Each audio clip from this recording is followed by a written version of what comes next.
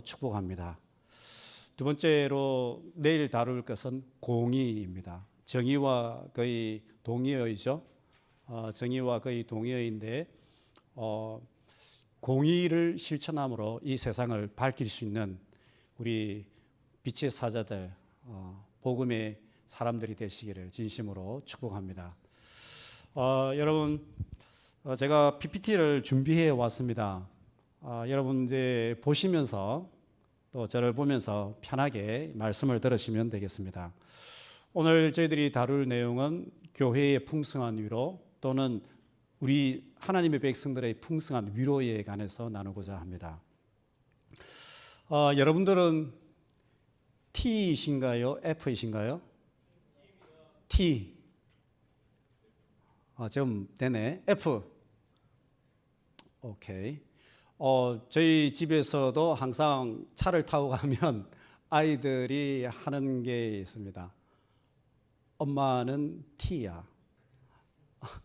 아이들이 아빠도 T인 것 같아. 막 그렇게 이야기를 하긴 합니다. 가끔 하다가 이제 저도 아이가 시험을 치고 와가지고 망쳤다라는 거예요. 시험을 망쳤다라는 거예요. 그래서 제가 뭐라고 그러냐면 너 저녁에 게임하고 공부 집중 안 하고 몇 시간 동안 안 하니까 그런 거야. 이렇게 하는 거예요. 그래서 아이가 저를 많이 쳐다보면서 우리 둘째 사내 아이가 저한테 하는 말입니다. 아빠 그런 말은 안 해도 돼. 그런 말 할 필요 없는 말이야. 전혀 위로가 되지 않아. 그렇게 이야기하는 거예요. 그래서 순간 뜨끔해가지고 내가 위로에 인색하구나. 위로에 인색하구나라는 것을 발견하게 됩니다. 여러분 이 성경 말씀에 보면 정말 이 본문 말씀에 보면 풍성한 위로를 이야기하고 있습니다. 교회의 풍성한 위로를 저희들에게 다루고 있습니다. 이 1장 3절에서 7절까지 나중에 볼 건데요. 이 본문을 기초해서 위로를 살펴볼 것인데 조금 이 본문과 함께 구약에 있는 본문까지 한번 또 들어가 보고 구약도 한번 보고 신약도 보고 이렇게 하도록 하겠습니다. 여러분 현대인들의 가장 추구하는 최고의 가치가 뭐라고 생각합니까, 여러분? 돈 그죠? 혹시 뭐 또 다른 게 있을까요? 요즘 현대인들? 워라벨 그렇죠. 현대인들의 뭐 최고의 가치라고 그러면 아마 1순위는 일단 아마 돈이지 않을까라고 생각하는데 여러분들 중에서 혹시 이 책을 읽어보신 분이 계신가요? 부의 추월차선 읽어본 분이 계신가요? MJ 드마커. 굉장히 재밌습니다. 굉장히 재밌습니다. 부를 어떻게 추월해서 쌓아갈 수 있느냐. 인도가 있어요. 부를 쌓아가는데 인도 걸어서 가는 거죠. 그 다음에 부를 쌓아가는데 서행 차선이 있습니다. 그리고 세 번째 길이 부의 추월 차선입니다. 어떻게 하면 현대 사람들이 부를 쌓을 수 있을까? 거기에 관한 책인데요. 문장이 짤막짤막한데 쉬워요. 어렵지 않습니다. 제가 읽어봤거든요. 읽어봤는데 굉장히 재밌어요. 일반적인 어떤 직장 생활을 해가지고는 돈을 벌기가 어렵다. 그러면 어떻게 해야 되느냐? 시스템과 사업을 가져야 된다라는 그러한 내용의 어떤 내용인데 이 책을 읽어보면 어떻게 하면 부를 빠르게 축적할 수 있는가, 부의 파이프라인이 무엇인가, 인터넷 사업이라든지 또 다른 어떤 사업들을 어떻게 하는가, 거기에 대한 내용들을 다루고 있어요. 이 책을 제가 읽어보니까 굉장히 재미있는 스토리가 있어가지고 여러분께 하나 가져왔습니다. 파라오가 자기 두 명의 조카에게 하나의 큰 미션을 주었습니다. 어떤 미션이냐? 그것은 다름이 아니라 피라미드를 쌓아라라는 것이었습니다. 피라미드를. 그러나 누구의 도움 없이 너희들의 힘으로 쌓아야 된다. 그리고 먼저 피라미드를 쌓는 사람에게 왕자의 지위와 평생 먹고 살 수 있는 그러한 모든 것을 넘겨주겠다라고 그렇게 이야기한 거예요. 여러분들이 만약에 이 왕자라면 어떻게 하시겠습니까? 피라미드를 쌓아야 됩니다. 여러분 피라미드 보신 적은 있으시죠? 직접은 아니더라도 인터넷으로 뭐 적어도 지금 보고 있는 거죠, 그죠? 여러분 피라미드를 쌓아야 돼요. 여러분 같으면 어떻게 쌓겠어요? 여러분 같으면 포기. 그러면 왕자를 놓치는 거잖아요. 네, 어떻게 하면 피라미드를 쌓을 것 같아요? 자, 한번 보세요. 자, 아주르는 노력형입니다. 노력형입니다. 그래서 딱 이 이야기를 듣는 순간 자기는 한번 해야 되겠다. 왕자를 찾아야 되겠다 해가지고요. 먼저 돌을 채석장에 가가지고 돌을 옮기기 시작합니다. 자기 힘으로 굉장히 힘을 주고 돌을 옮기기 시작하고요. 그리고 털을 쌓고 그 다음에 사각형을 만들어 가지고 그렇게 하였습니다. 이것도 굉장히 힘든 거잖아요. 자기 혼자서 돌을 쌓고 하는데 그래도 이 사람은 굉장히 성실하고 노력한 그러한 사람이어 가지고요. 최선을 다해서 쌓고 그리고 한 1년 정도 되니까는 밑에 털을 다 쌓은 거예요. 털을 다 쌓았어요. 근데 문제는 이제 두 번째 층을 쌓으려니까 문제가 되는 거예요. 두 번째 층을 쌓아야 되는데 이 돌을 들어 올려야 되잖아. 돌을 들어 올리려니까는 도무지 이게 힘이 안 되는 거예요. 힘이 안 돼 가지고 어떻게 하느냐? 근처에 있는 굉장히 체력을 단련시키는데 유명한 체력 훈련하시는 분에게 가가지고 나의 체력을 쌓게 도와달라고 합니다. 그래서요, 돌을 채석장에서 가져오기도 하고 그리고 성실하게 체력 단련을 하고 연말을 하는 것입니다. 그래가지고 높이 들어 올리려는데 쉽지는 않은 거예요. 그런데 주위에 있는 같은 명령을 받았던 친구가 조금 궁금한 거예요. 그래서 친구를 찾아갔는데 친구는 어떻게 하느냐? 그 친구는 추마라는 친구인데 이 친구는 사고형이에요. 생각하는 거예요. 그런데 이 친구는 뭘 하느냐면 아주르가 3년 동안 이 바닥을 다 쌓고 그 다음에 털을 다 쌓고 위에 좀 세우려고 하고 있는 그 찰나에 가보니까는 추마는 아무것도 하지 않는 거예요. 자기가 볼 적에 아무것도 하지 않고 그리고 자기 방에 들어가 가지고 혼자서 뭔가 뚝딱뚝딱 만들고 연구를 하고 또 설계도를 그리고 그렇게 하고 있는 거예요. 그래서 아주르가 물어봤어요. 너 뭐 하고 있어? 너 파라오가 이렇게 명령을 내렸는데 파라오의 명령을 너 지키지 않는다라고 내가 꼬지르면 너 목숨이 날아가. 가만히 있으면 안 되잖아. 그렇게 얘기했어요. 그런데 추마는 그렇게 이야기합니다. 넌 내가 아무것도 하지 않는 것처럼 보이지만 나는 지금 피라미드를 쌓고 있어 라고 이야기해요. 이게 아주르가 볼 때 미친 거 아니냐. 아무것도 안 하면서 뭘 한다고 그러냐. 너 제정신이냐 라고 그렇게 이야기했어요. 그런데 추마는요 어떻게 하느냐면 기계를 발명합니다. 시스템을 만드는 거죠. 시스템을 만드는 거예요. 시스템을 만드는데 3년쯤 넘어서 아주르가 이제 두 번째 칸의 피라미드를 돌을 쌓아 올리려고 그렇게 할 적에 이 추마는요 어떻게 하느냐, 이 기중기를 만들어 가지고 피라미드를 쌓기 시작하는 것입니다. 아주르는 5년이 되어도 두 번째 칸에 올라가지 못합니다. 그런데 추마는 한 달 안에 바닥을 쌓고 그리고 1년 안에 2층을 쌓고 5년 안에 이 피라미드를 완성해 버립니다.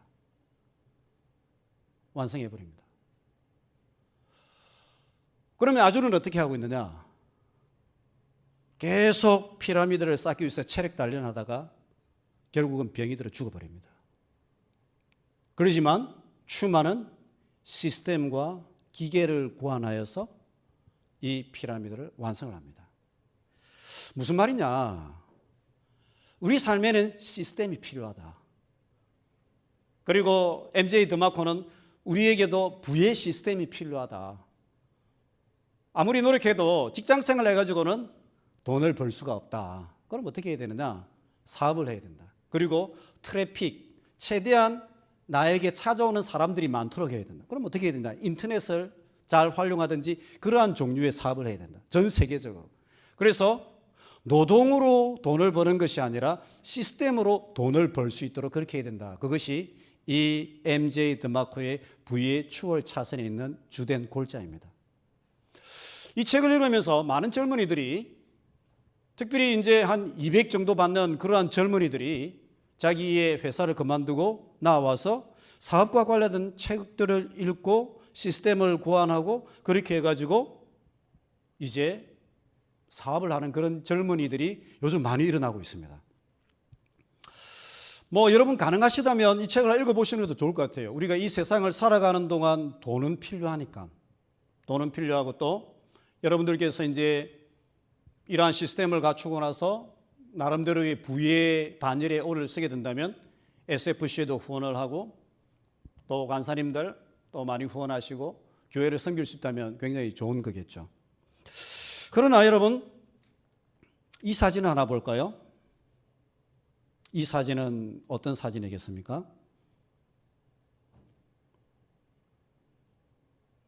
느낌이 오십니까? 한 여인이 누워있고 컴퓨터에 음악을 듣고 있는 상황입니다. 그리고 저 뒤에는 관이 하나 있고 그 관 옆에 미국의 한 병사가 정장을 하고 누워 있습니다. 이것은 2000년대 초반에 퓰리처 상을 받았던 하나의 사진입니다. 어떤 사진이겠습니까? 어떤 사진일까요? 여러분 혹시 추론이 가능하시겠습니까? 이라크전에서 남편이 군대를 가가지고 국가를 위해서 전사한 거예요. 그래서 전사한 이 남편이 내일이 되면 이제 땅속에 묻힙니다.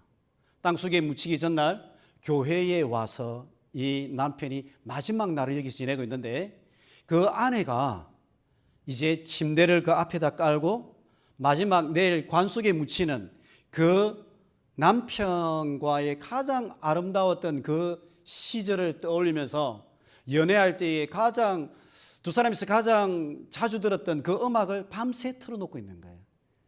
남편과의 그 아름다운 음악과 그 추억들을 생각하면서요, 그 음악을 밤새도록 듣고 있다가 잠이 든 거예요. 그때에 이 아내와 그리고 비록 시신으로 누워있지만 저 관에 있는 군인을 향한 예의를 갖추어서요, 미국의 헌병이 서 있는 것입니다, 여러분. 내일이면 이제 땅속으로 들어가겠죠. 우리가 삶을 살아가다 보면 부도 중요하고 또한 많은 것을 이루는 것도 중요하지만 그것만이 다가 아니라는 것을 우리는 깨달게 됩니다. 그리고 그것만으로 우리의 삶의 의미와 가치와 또한 고통에 대해서 답하지 못하는 순간들이 찾아오게 된다는 것을 우리는 경험하게 됩니다. 아무리 부를 많이 쌓았다 하더라도 과연 이 여인에게 필요한 것이 무엇이겠습니까? 람보르기니? 아니죠. 어떻게 보면 진정한 위로이지 않을까 저는 그렇게 생각합니다. 오늘 정말 좀 안타까운 그런 뉴스 기사를 제가 접하였습니다. 아마 여러분들도 아시는 분들은 아실 수 있습니다. 제가 굉장히 좋아하는 배우인데 이선균 씨가 극단적인 선택을 했다라는 이야기를 제가 들었습니다. 우리 사회가 위로 사회가 되었으면 얼마나 좋았을까? 서로 위로하는 그러한 사회가 되었으면 얼마나 좋았을까? 뿐만 아니라 우리가 내면적으로 고난과 시련이 찾아왔을 때에 우리 스스로에게서 위로를 발견할 수 있는 삶의 철학과 가치관이 우리 속에 있었으면 얼마나 좋았을까? 이성균 씨에게 또 고난 가운데 있는 사람들이 그러한 위로의 가치와 위로의 삶을 알고 있고 그것을 발견하였다면, 그를 지탱해 줄 수 있는 위로의 모습을 알고 있었다면 얼마나 좋았을까? 또 그 주위에 있는 사람들이 이 여인뿐만 아니라 많은 고통 가운데 있는 사람들을 위로하고 붙들어 줄 수 있는 그러한 삶의 양식과 가치관과 모습을 가지고 있었다면 얼마나 아름다운 사회가 될까라는 생각을 해보게 되었습니다. 위로, 영어로는 comfort이죠. 여러분들은 어떤 분들이십니까? 위로에 관심이 있으십니까? 여러분 주위에 있는 분들을 향하여서 위로할 수 있는 그러한 위로의 풍성한 그러한 위로자이십니까? 어떻게 보면 돈이 드는 것도 아닙니다. 그런데 이 위로에 우리는 인색한 경우가 많습니다. 그러나 위로를 경험한 자들은 마치 죽은 것 같은 그러한 상황 속에서 소생하게 되는 기쁨을, 은혜를 경험하게 됩니다. 위로는 그만큼 중요하고 가치 있는 것입니다. 오늘 우리가 읽었던 고린도후서 1장 3절에서 6절 말씀을 보면 교회의 풍성한 위로를 이야기하고 있습니다. 우리 다 같이 한번 읽어보겠는데, 이 짧은 구절에 위로라는 단어가 몇 번 등장하는지 한번 살펴보시기를 바랍니다. 우리 다 같이 한번 읽어보도록 하겠습니다. 시작. 찬송하리로다. 그는 우리 주 예수 그리스도의 하나님이시요 자비의 아버지시요 모든 위로의 하나님이시며 우리의 모든 환난 중에서 우리를 위로하사 우리로 하여금 하나님께 받은 위로로서 모든 환난 중에 있는 자들을 능히 위로하게 하시는 이시로다. 그리스도의 고난이 우리에게 넘친 것 같이 우리가 받는 위로도 그리스도로 말미암아 넘치는도다. 우리가 환난 당하는 것도 너희가 위로와 구원을 받게 하려는 것이요 우리가 위로를 받는 것도 너희가 위로를 받게 하려는 것이니 이 위로가 너희 속에 역사하여 우리가 받는 것 같은 고난을 너희도 견디게 하느니라. 너희를 위한 우리의 소망이 견고함은 너희가 고난에 참여하는 자가 된 것 같이 위로에도 그러할 줄을 알미라. 아멘. 몇 번 등장했어요? 역시 대단하시네. 이게 대부분 물어보면 모르는데, 여러분 대단하십니다. 이 짧은 구절에 여러분 별로 안 놀라시는데, 나 진짜 신기한 게, 진짜 여러분 10번 이게 어떻게 맞추세요? 진짜 이거 진짜 대단한 거예요, 여러분. 내가 이때 물어봐가지고 대답을 한 번에 한 분이 거의 없어요.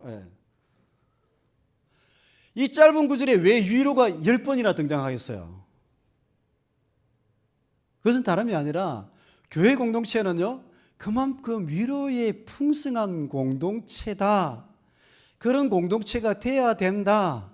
그 교회의 성도는 좋은 위로자가 되어야 된다.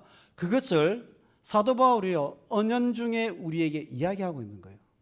환난과 고난과 시련이 있지만 그것만큼 무엇이 풍성하다? 그리스도인들에게는 위로가 풍성하다. 그리스도가 고난당한 것처럼 우리도 고난당하지만 그리스도가 위로자인 것처럼 우리도 위로를 경험하게 된다라는 것을 이야기하고 있는 것입니다.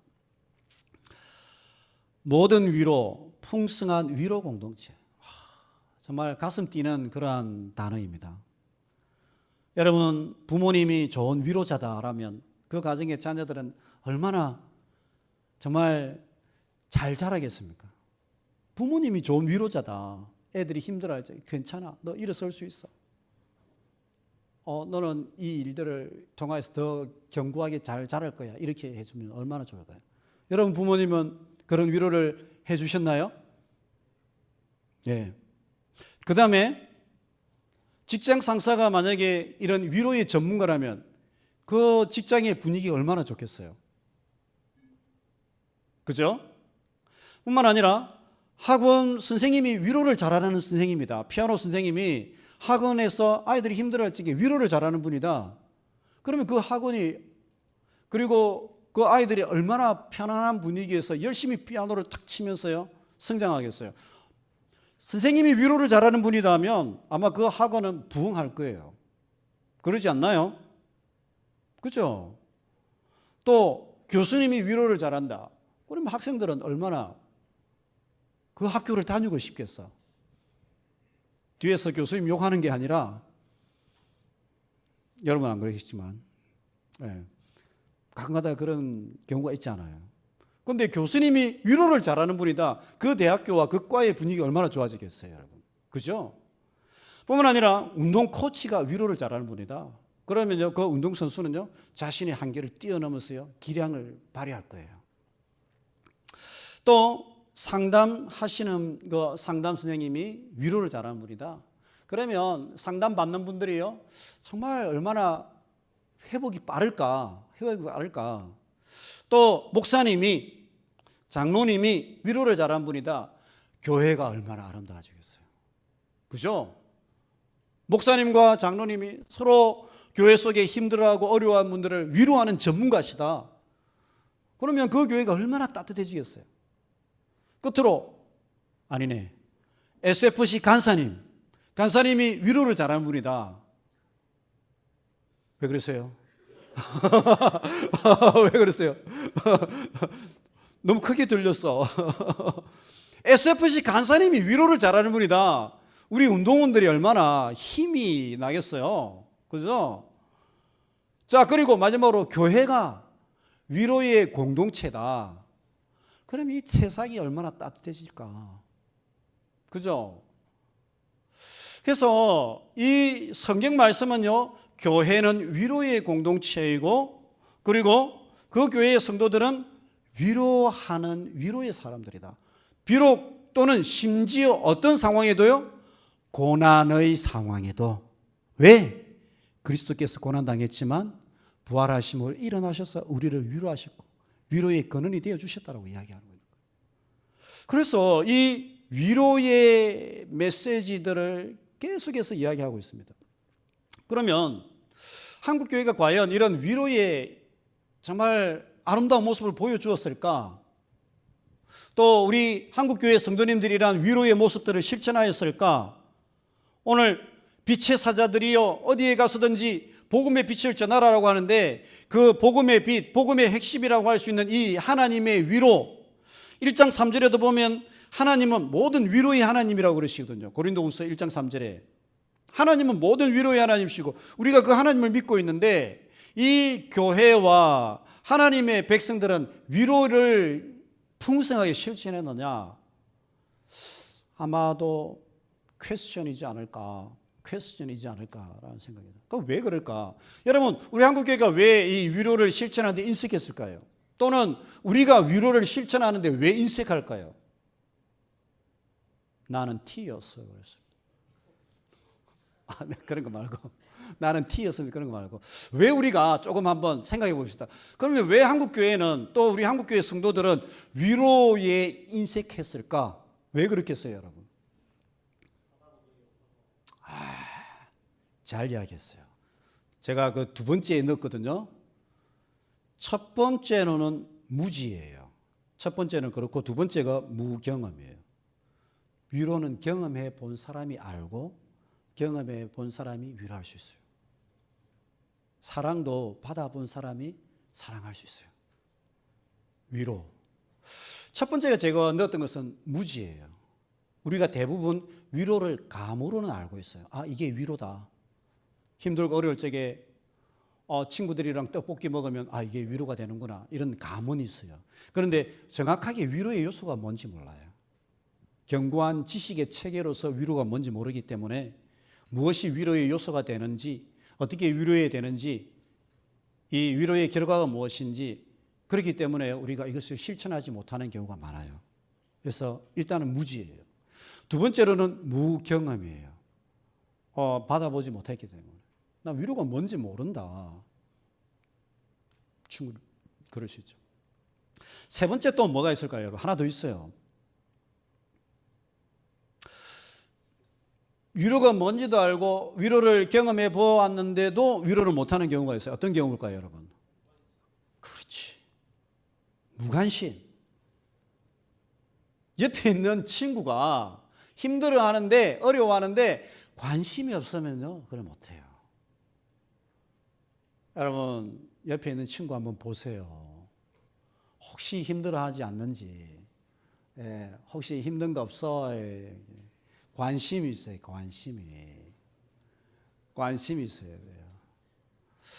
이게 생각해 보면 진짜 저도 좀 안타까운 그런 경험들이 있어요. 예전에 제 친구 중에 대학원을 들어갔는데 대학원에서 학기 초에 이제 들어가면서 컴퓨터를 하나 산 거야.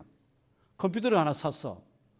컴퓨터 이제 샀고 이제 그것을 이제 매달 할부로 이제 계산을 하는데 거기 이제 문을 항상 열어놓고 기숙사에 문을 열어놓고 다니니까 도둑이 들어가지고 그것을 훔쳐가 버린 거예요.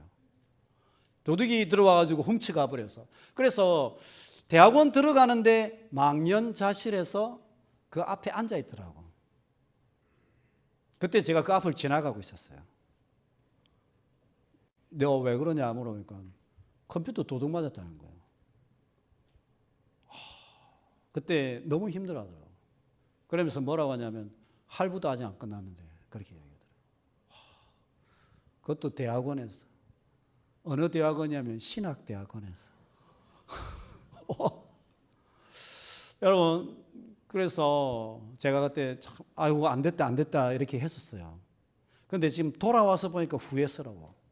그때는 안 됐다라는 말만 하는 게 아니라 데리고 가서 떡볶이를 사주든지 뭔가를 내 액션을 더 해야 되는데 그 생각이 드는 거예요.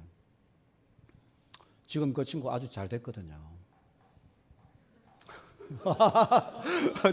그것 때문에 그런 게 아니라 그걸 떠나가지고 내가 조금 더 공감할 수 있는 공감 능력이 있어야 되는데, 여러분, 이 위로가 왜 중요하냐면요, 여러분, 힘들어할 적에, 아파할 적에 아무 느낌이 없고 아무 반응이 없는 사람 있잖아요. 다음에는요, 관계가 발전이 안 돼요. 자기 스스로가 생각해 볼 때에 내가 친한 관계가 없다라고 하면 그때의 그 반응들이 약해서 그런 거예요. 상대방이 힘들어하고 어려워할 적에 그 어려운 마음에 공감해주고 그들에게 충분한 위로를 해주잖아요. 그러면요, 그 관계가요, 서로의 삶을 나누고 또한 고민을 나누고 또한 거기서 뭐도 나눠요? 돈도 나누게 되고요, 또 미래도 나누게 되고요. 그게 가는 거예요. 그런데 나 힘들어 죽겠어, 괴로워 죽겠어 하는데요, 아무 반응이 없는 사람 있잖아요. 벽 보고 있는 것 같아요. 그게 본인 스스로를, 인생을 망치는 거예요. 본인 스스로의 인생이 망가지는 거예요. 그렇게 되면 그 힘들어하는 사람들을 우리가 품어주고 함께 공감해주고 충분히 위로해주고, 말만 하는 경우도 아니라 먹을 것도 사줄 수 있고 품어줄 수 있고 또한 고민을 상담해주고 있어야 할 수 있잖아요. 그러면 그 고난 중에 있는 사람이 회복될 뿐만 아니라 본인 스스로가 축복을 누리게 되는 거예요. 우리가 그것을 놓치는 거예요. 그 기회의, 축복의 기회를 놓치는 거예요. 우리가 놓치는 거예요. 그래서 우리가 삶을 살아가면서 저 친구랑은 좀 뭔가 대화를 해보고 싶어, 말을 해보고 싶어, 더 뭔가 중요한 것도 해볼 수 있을 것 같아, 이렇게 되는 사람이 있는가 하면 저 친구는 말이 안 통해. 말이 안 통해. 이게 그 사람의 손해가 아니라 나의 손해인 거예요. 알았어요? 나의 손해예요. 이만큼 우리 속에 위로가 중요하다는 것입니다. 중요하다는 것입니다. 저는 여러분들이 이번 수련회를 통해서 제가 두 가지를 이야기한다고 했죠. 자, 두 가지 뭐라고 그랬죠? 오늘 저녁에는 뭐? 위로. 내일은 뭐? 공의. 많은 내용들을 다루겠지만 이것만 결단하면 돼요. 난 정말 위로자가 되어야 되겠다. 성령 충만한 위로자가 되어야 되겠다. 두 번째, 나는 공의를 행하는 사람이 되어야 되겠다. 그런 결단을 하며 가면 좋겠어요. 자, 오늘 우리가 보면 우리의 정체성은 뭐냐? 오늘 본문을 중심으로 하나님은 모든 위로의 하나님이세요. 하나님은 모든 위로의 하나님이세요. 그리고 성도는 하나님의 위로를 실천하는 자다. 하나님의 위로를 실천하는 자다. 성도는 하나님의 위로를 실천하는 자다. 그리고 교회는 위로가 충만한 공동체여야 된다. 세상을 위로하는 공동체, 회복하는 공동체여야 된다라고 이야기하고 있는 거예요. 이게 우리의 정체성이에요. 그러면 우리가 조금 일단은 위로가 뭔지 한번 봅시다. 성경이 위로를 어떻게 이야기하고 있는지. 제가 이제 위로라는 이 주제를 굉장히 오랫동안 나름대로 연구를 하고 또 상담 쪽에서 위로를 어떻게 정의하느냐 보니까 상담학에서는 위로에 관심이 거의 없어요. 그런데 위로에 관해서 특별한 관심을 가진 기울인 분야가 있어요, 여러분. 어느 분야일 것 같아요, 여러분? 어딜 것 같아요? 신학? 신학은 이제 제가 이제 이번에 좀 책을 냈어요. 책을 냈는데 이 신학 외에 일반 과에서 상담에게 일반 학문에서 위로를 조금 연구하는 그런 학문이 어느 분야겠어요, 여러분? 어느 쪽? 심리? 심리일 수도 있을 것 같은데 의외로 없어요. 어디에 있을 것 같아요, 여러분? 상담? 상담 거의 없어. 상담에 내가 찾아봤는데 상담 쪽에는 위로의 거의 아티클 자체가 없어요. 그런데 이 분야에 가보면 위로에 관한 아티클이 굉장히 많아요. 어디 있을 것 같아요, 여러분? 이거 맞추면 조금 센스가 있는 사람이야. 예술가? 예술가 아니에요. 철학 아니에요. 죽음학? 아니에요. 호스피스 그쪽이 요즘 좀 뜨는데, 진짜 이 분야의 위로에 대해서 굉장히 연구가 많이 됐어요. 청소년 아니야. 간호학. 간호학에서 간호학에서 위로가 굉장히, 왜냐하면 치료를 통해서 최종 목적이 위로다. 아니면 위로를 통해서 치료를 한다. 다양한 관점에서 이 위로를 연구해 놨어요. 진짜요. 그래서 제가 이제 위로라는 그 책을 이번에 보면서 아티클에 나와 있는데 이렇게 나와 있더라고요. 위로는 인간의 가장 본질적인 요소다. 인간의 가장 본질적인 요소다. 모든 사람들은 위로를 갈망한다. 어려서부터. 나이, 연령에 제한을 두지 않고, 그리고 뿐만 아니라 동양인, 서양인, 그리고 미개한 민족들이라 할지라도 다 위로가 필요하다고 이야기하는 거예요. 웹스터 사전에서는요, 어떤 사람이 덜 걱정하고 당황하고 무서워하게 하는 것, 말이나 물질적 도움으로 다른 사람의 슬픔, 마음이나 또는 괴로움을 달래는 것, 그리고 시리아학에서는 이렇게 이야기합니다. 죽은 이를 살리고 생명을 주는 것, 소생시키는 것. 이게 위로다라는 거예요. 이게 죽은 이를 살리는 것이다. 그렇게 이야기하고 있는 것이죠. 그만큼 힘이 있는 것이다라는 것이죠. 고대 근동, 특별히 구약 성경에서 위로는요, 위로는 상징적인 행동을 통하여 애통한 자의 슬픔과 아픔을 자신의 것처럼 여겨 함께 슬퍼하고 긍정적으로, 궁극적으로 그 애통의 상황을 종료시키는 것. 그래서 이제 우리 삶의 고난과 아픔과 슬픔과 좌절, 상실, 그 모든 감정을 통칭하여서 대표적으로 나타내는 감정이 뭐냐? 애통, 슬픔이라는 거예요. 그리고 위로라는 것은 무엇이냐? 크게 두 가지가 있는데 동참의 의미가 있다는, 함께 슬퍼하는 것. 함께 슬퍼하면 그 슬픔이, 그 아픔이, 상실이 줄어든다. 그리고 더 궁극적으로는 애통의 상황을 종료시켜서 기쁨이 되게 하는 것. 이것이 위로다. 도와준다라는 것이죠. 말로서, 행동으로서, 삶의 양식으로서 그 슬픔이 종결되도록 도와주는 거예요. 그래서 이제 예레미야 31장 13절에 보면요, 이렇게 이야기했어요. 그때의 처녀는 춤추며 즐거워하겠고 청년과 노인은 함께 즐거워하리니 내가 그들의 슬픔을 돌려서 즐겁게 하며 슬픔을 돌려서 즐겁게 하며 그들을 위로한다. 슬픔을 돌려서 위로한다라고 얘기하죠. 창세기 37장에는 보면 야곱이 자기 옷을 찢고 굵은 배로 허리를 묶고 오랫도록 그의 아들을 위하여 애통하니 그의 모든 자녀가 위로하되, 위로했는데요, 그가 위로받지 아니하며, 즉 애통을 그치지 아니하며라고 그렇게 이야기하고 있는 것이죠. 그래서 구약 성경에서 위로라는 것은요, 슬픔과 애통이 기쁨과 찬양으로 변화되는 것이다. 이것은 많은 것을 내포하고 있어요.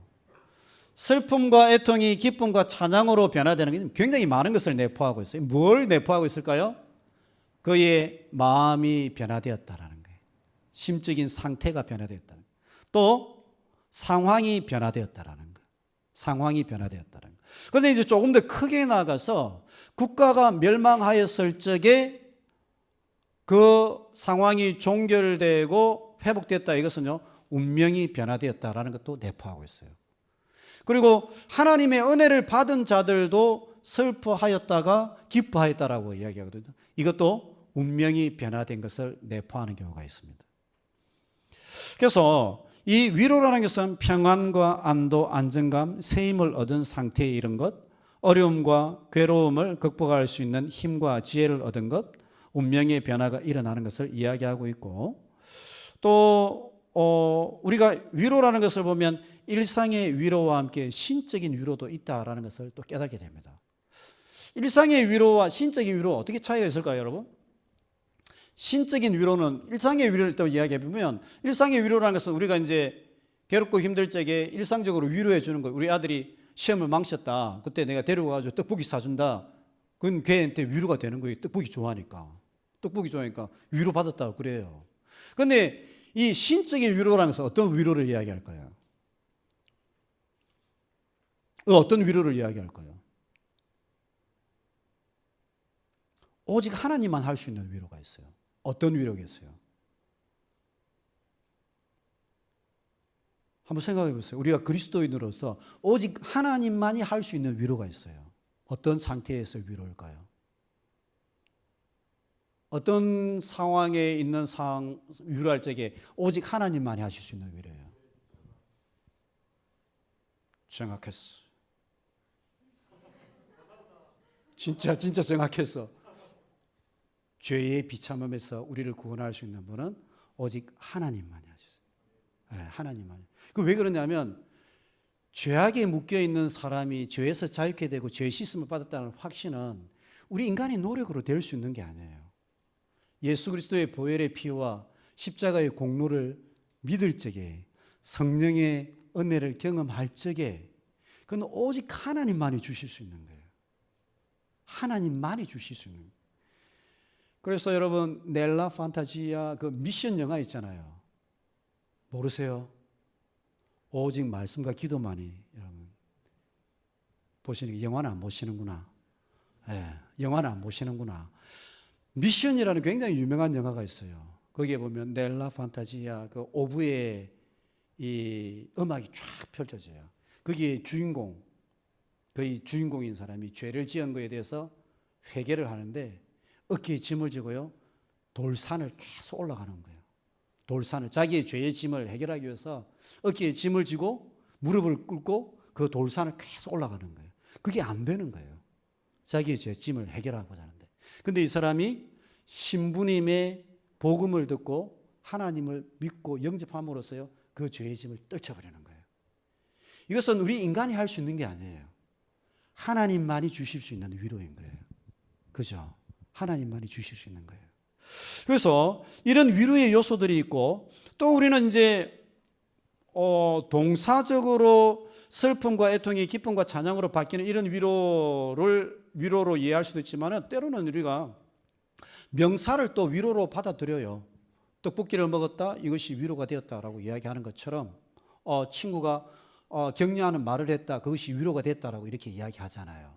그런 것처럼 이러한 위로의 메시지들, 위로의 내용들이 있다라고 이야기합니다.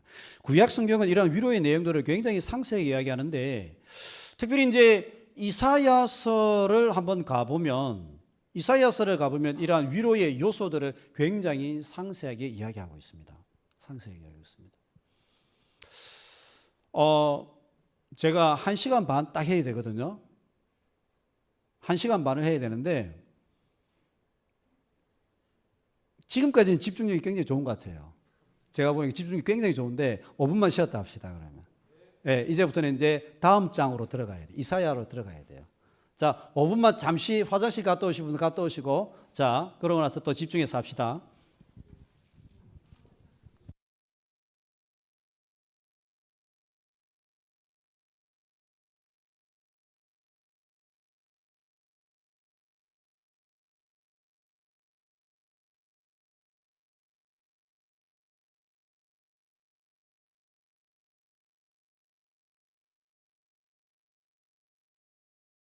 주위에 있는 분들 연락해서 딱 오라고 하시면 좋겠습니다. 예.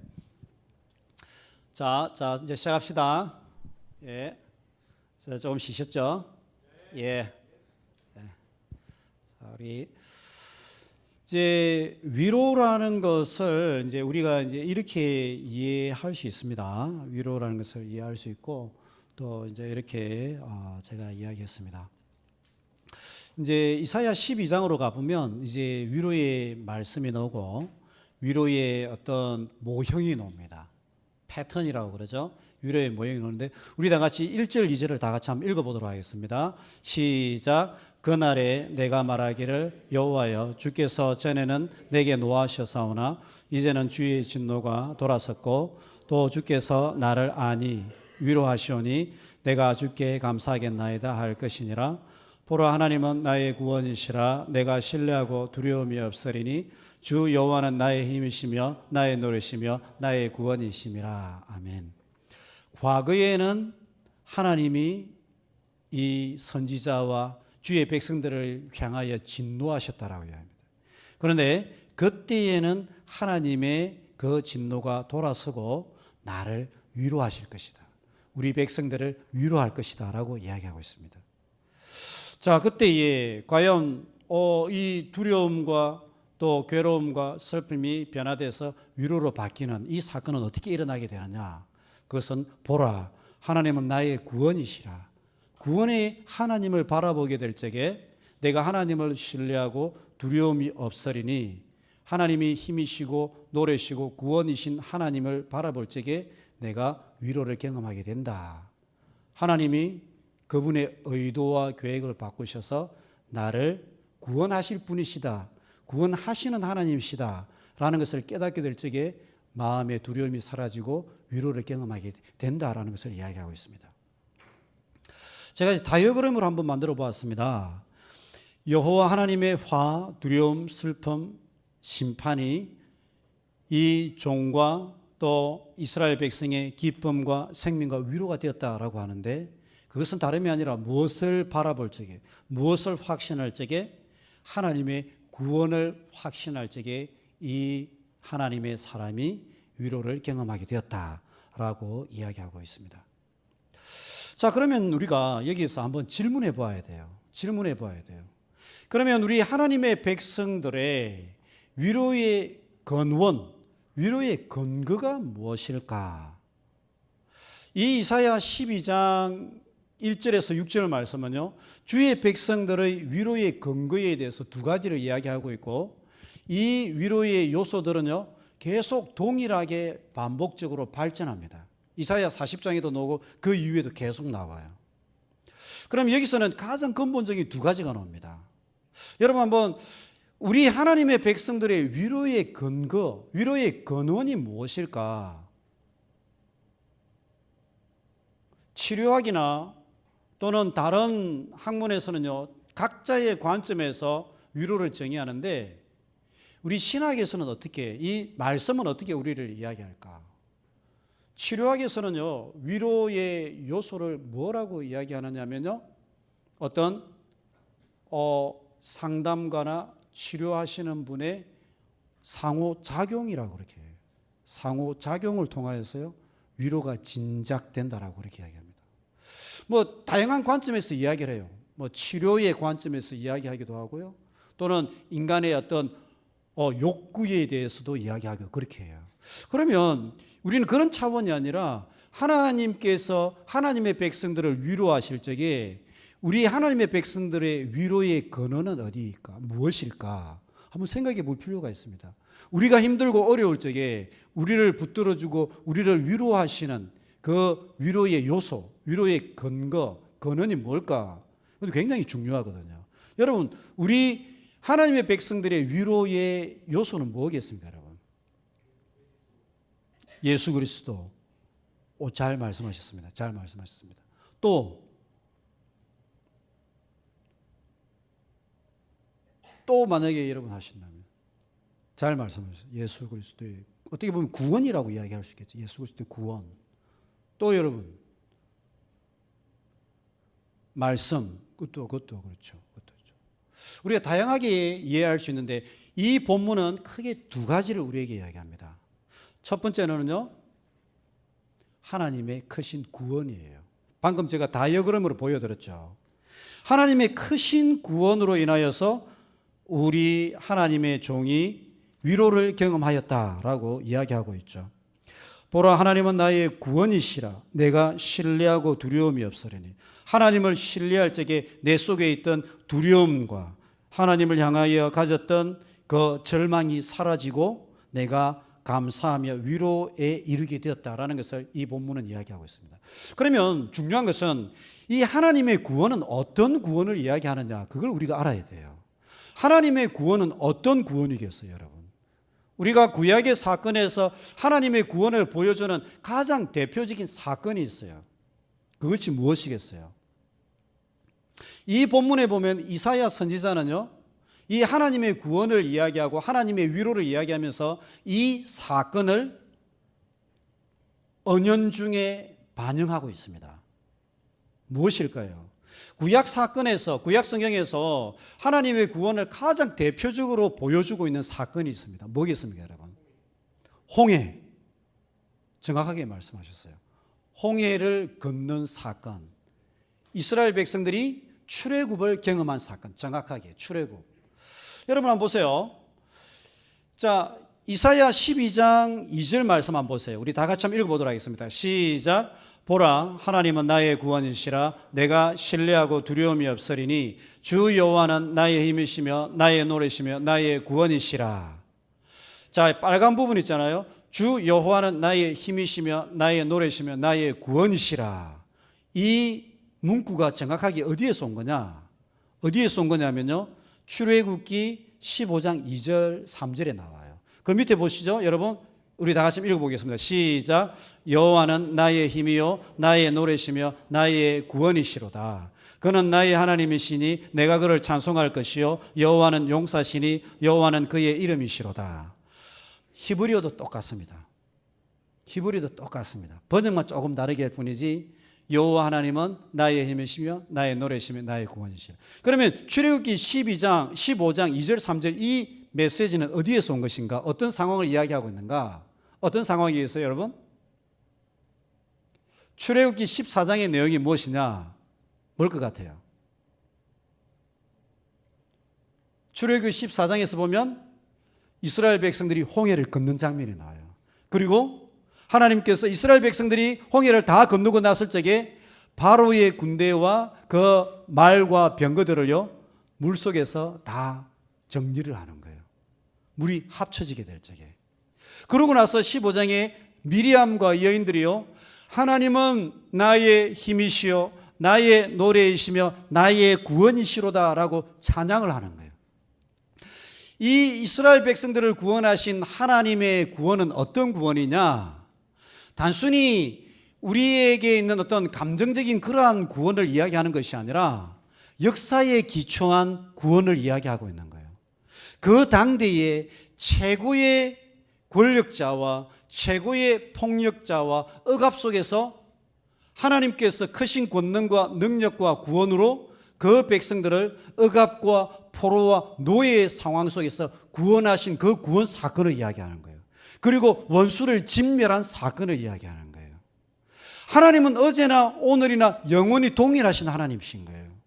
그렇기 때문에 오늘날 나의 현실 삶 속에서 억울함이 있고 괴로움이 있고 절망이 있고 영적으로 죄악의 비참함에 놓여 있을 수도 있고 삶의 현실 속에서 삶의 괴로움과 아픔과 절망이 있을 수 있지만 하나님은 에집트의 바로의 권력에서 그 권능에서 구원하신 그 하나님은 오늘날 나의 삶에서도 그 구원을 성취하실 하나님이시다라는 것을 이 이사야 선지자는 말씀하고 있는 거예요.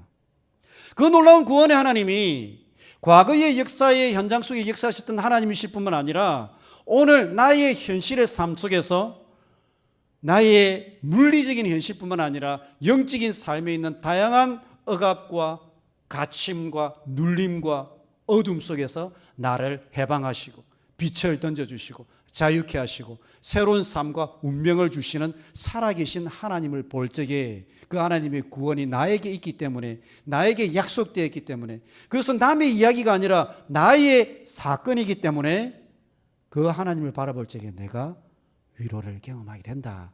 이것을 이사야 선지자는 이야기하고 있는 것입니다. 자, 두 번째로 우리 하나님의 백성들은 어떤 위로를 경험하게 되느냐. 일단은 금방 새 출애굽에 관한 내용입니다. 출애굽을 성취하신 하나님의 구원은 과거의 위대한 구원을 성취하신 것처럼 장차 나와 교회와 민족의 어려움과 고통에서도 구원하실 것을 담보하십니다. 그리고 하나님은 장차 새 출애굽의 구원을 성취하실 것을 약속하십니다. 이것은 우리의 위로의 근거가 된다라고 이야기하는 거죠. 자, 두 번째 위로의 근원은 무엇인가? 그것은 다름이 아니라 우리와 함께 하시는 하나님의 임재하심이에요. 하나님이 아무리 큰 구원을 이루시는 분이라 하실지라도 하나님이 저 멀리 계신 하나님이시라면 그 하나님은 나의 삶 속에서 구원을 이룰 수 없는 분이세요. 그렇지만 이 이사야서 말씀은 6절 말씀에 뭐라고 이야기하느냐? 여호와 하나님, 즉 6절 말씀에 시온의 주민아 소리 높여 부르라 이스라엘의 거룩하신 이가 너희 중에서 크심이니라 할 것이니라. 하나님이 너희 가운데 거하신다라고 얘기해요. 크신 하나님의 임재.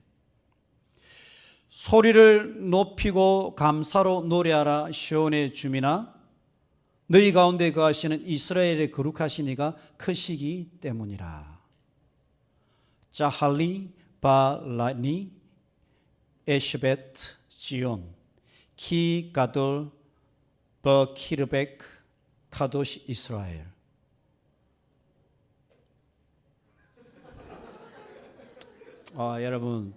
여러분도 히브리어를 좀 배우시기 바랍니다. 기회가 되신다면. 근데 히브리 좀 멋있어요, 여러분. 네, 진짜 멋있어요. 이 번역입니다. 소리를 높이고 감사로 노래하라. 왜? 소리를 높이고 감사로 노래하라. 시온의 주민아, 교회의 성도들이라. 왜? 그 이유는요.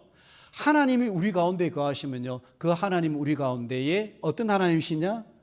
구원의 하나님, 크신 하나님, 어제나 오늘이나 영원히 동일하신 하나님, 우리의 기도를 들으시는 하나님, 우리의 기도에 응답하시는 하나님. 제가 오늘 이 집회 오기 전에 오전에 이제 말씀을 펴서 이제 규칙적으로 말씀 읽어 내려오고 있으니까 시편을 읽었어요.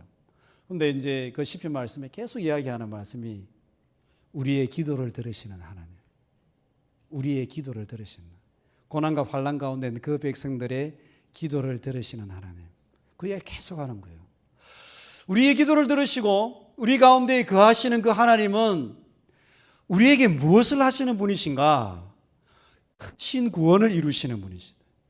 그 어떤 권력과 억압과 또한 갇힘과 어둠 속에 있을지라도요, 과거의 에집트의 바로의 군대와 권력과 권세자들로부터 노예 생활로부터 구원하신 그 구원의 하나님, 그 크신 구원을 성취하신 하나님은요, 오늘날 우리의 삶 속에 있는 절망과 아픔과 괴로움과 슬픔의 운명 속에서도, 죄악의 비참함 속에서도 우리를 구원하시는 하나님이시다. 우리 가운데 거하시는 하나님. 그래서 여러분, 신구약 성경을 통틀어서 가장 아름다운 한 메시지를 이야기하라 하면 그건 다름이 아니라요, 임마누엘이에요. 무슨 뜻인지 알아요? 하나님이 우리와 함께 계신다. 하나님이 우리와 함께 계신다. 하나님이 함께 하신다면 구원의 역사 일어나기 때문에, 구원의 역사 일어나기 때문에, 위로가 가능하기 때문에. 하나님이 함께 하신다는 것은 너무너무 소중한 메시지예요. 요셉이 감옥살이였어요. 요셉이 감옥살이였어요. 언제 풀려날지 몰라. 그런데 감옥 속에 있는 요셉에게 누가 함께 하셨어요? 누가 함께 하셨어요? 하나님이 함께 하시니까 감옥 생활 속에서요, 그는요, 존귀함을 경험하게 되는 거예요. 하나님의 음성을 듣게 되는 거예요. 생각해 보세요. 젊은 나이에 여러분 감옥 속에 들어갔는데 언제 풀려날지 몰라. 그러면 소망이 없잖아요. 그럼 완전히 삶 속에서요, 최악의 절망이잖아요. 그런데 그 속에 하나님이 함께 하시는 거예요. 하나님의 음성이 들리는 거예요. 회복이 일어나는 거예요. 예레미야가 시위대 뜰에 갇혔어요. 그런데 거기에요, 아무것도 할 수 없지만 하늘이 열려 있어. 하나님의 음성이 들려. 너는 내게 부르짖으라. 내가 알지 못하는 크고 비밀한 일을 내게 보이리라. 사자굴 속에 다니엘이 들어갔어요. 거기에 하나님이 함께하고 계신 거예요. 사자가 그를 어떻게 하지 못하는 거예요. 하나님이 함께 하신다는 것은 그만큼 대단한 거예요. 대단한 거예요. 그래서요, 시온의 주민아 어떻게 하라? 소리를 높이고 감사로 찬양하고 노래하라. 왜? 크신 하나님 우리 가운데 함께 계시기 때문에. 그 구원의 하나님이시기 때문에. 그분은 구원의 하나님이시기 때문에. 우리의 운명을 바꾸게 하실 분이시기 때문에. 그 놀라운 은혜가 있다는 것이죠. 그래서 주의 백성들의 위로, 이 위로는요, 거룩하신 하나님, 용사이신 하나님, 왕이신 하나님, 목자이신 하나님, 그 하나님께서요, 자기 백성의 구원을 성취하시기 때문에요, 우리는 그 하나님의 임재로 인해서 위로를 경험할 수 있습니다. 그래서 이스라엘의 위로의 근원은 먼저는 하나님의 구원이 우리 가운데 있기 때문에, 우리가 절망 속에 있을지라도 낙심하지 않냐는 것은 그 어떤 것도 그리스도의 사랑에서 끊을 수 없는 하나님의 구원이, 하나님의 사랑이 우리 가운데 함께하기 때문에. 두 번째 우리의 위로의 근원은요, 하나님의 임재하심이에요. 이것이 하나님의 위로를 우리 가운데 일으키신다라는 것을 이야기합니다.